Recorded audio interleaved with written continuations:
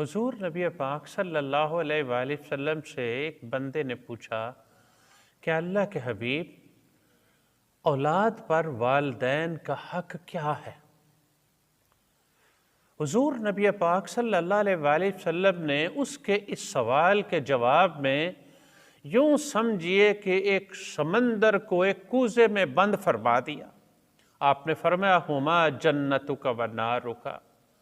تمہارے ماں باپ تمہاری جنت بھی ہیں اور تمہاری دوزخ بھی ہیں۔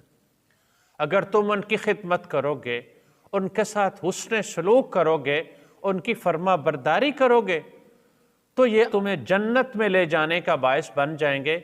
اور اگر تم ان کی نافرمانی کرو گے، ان کے ساتھ بدسلوکی کرو گے، ان کے حقوق کی ادائیگی میں کوتاہی کرو گے تو یہ تمہیں جہنم میں لے جانے کا باعث بن جائیں گے۔